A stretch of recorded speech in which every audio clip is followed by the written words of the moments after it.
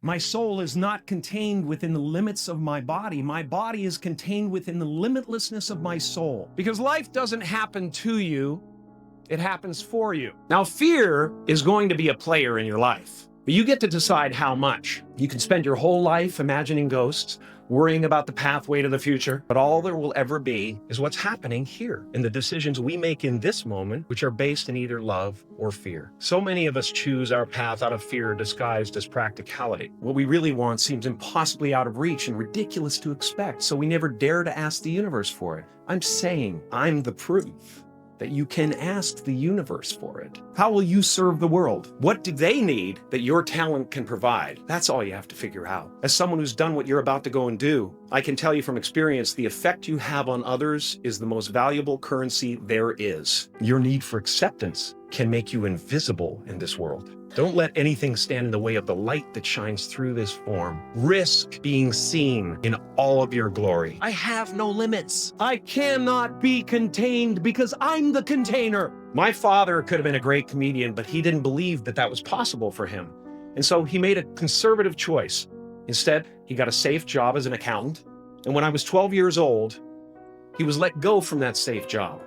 And our family had to do whatever we could to survive. I learned many great lessons from my father, not the least of which was that you can fail at what you don't want. So you might as well take a chance on doing what you love. Because ultimately, we're not the avatars we create.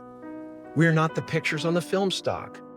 We are the light that shines through. All else is just smoke and mirrors, distracting, but not truly compelling. I've often said that I wished people could realize all their dreams and wealth and fame, and so that they could see that it's not where you're going to find your sense of completion. Like many of you, I was concerned about going out into the world and doing something bigger than myself. I am at the top of the mountain, and I was, and the only one I hadn't freed was myself. And that's when my search for identity deepened. I wondered who I'd be without my fame. Who would I be if I said things that people didn't want to hear? Or if I defied their expectations of me? And that peace that we're after, lies somewhere beyond personality, beyond the perception of others, beyond invention and disguise, even beyond effort itself. You can join the game, fight the wars, play with form all you want, but to find real peace, you have to let the armor go. And if you listen to it, there will always be someone who's doing better than you. No matter what you gain, ego will not let you rest. It will tell you that you cannot stop until you've left an indelible mark on the earth, until you've achieved immortality. How tricky is this ego that it would tempt us with the promise of something we already possess? Our eyes are not viewers. They're also projectors that are running a second story over the picture that we see in front of us all the time. Fear is writing that script, and the working title is, I'll Never Be Enough. As that shift happens in you, you won't be feeling the world, you'll be felt by it. You'll be embraced by it. Now I'm always at the beginning. I have a reset button. Once that button is functioning in your life, there's no story that the mind could create that will be as compelling. The imagination is always manufacturing scenarios, both good and bad, and the ego tries to keep you trapped in the multiplex of the mind. Relax and dream up a good life. I had a substitute teacher from Ireland in the 2nd grade that told my class during morning prayer that when she wants something, anything at all, she prays for it and promises something in return, and she always gets what she wants. Well, I'm sitting at the back of the classroom, thinking, wow, my family can't afford a bike. So I went home and I prayed for one. And I promised I would recite the rosary every night in exchange. 2 weeks later, I got home from school to find a brand new Mustang bike with a banana seat and Easy Rider handlebars.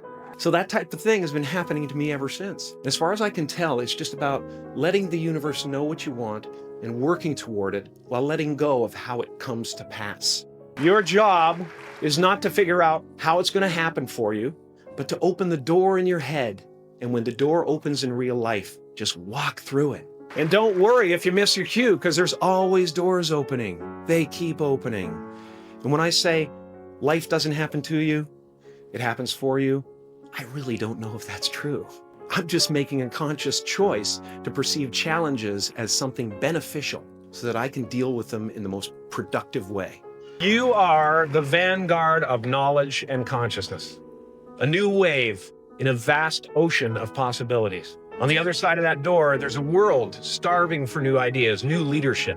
Sometimes I think that's the only thing that's important, really, is just letting each other know we're here, reminding each other that we're part of a larger self. I used to think Jim Carrey is all that I was.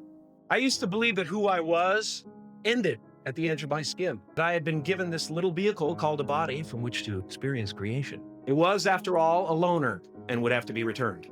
Then I learned that everything outside the vehicle was part of me too. And now I drive a convertible. Oh, and why not take a chance on faith as well? Take a chance on faith. Not religion, but faith. Not hope, but faith. I don't believe in hope. Hope is a beggar. Hope walks through the fire and faith leaps over it. You are ready and able to do beautiful things in this world. And after you walk through those doors today, you will only ever have two choices: love or fear. Choose love, and don't ever let fear turn you against your playful heart.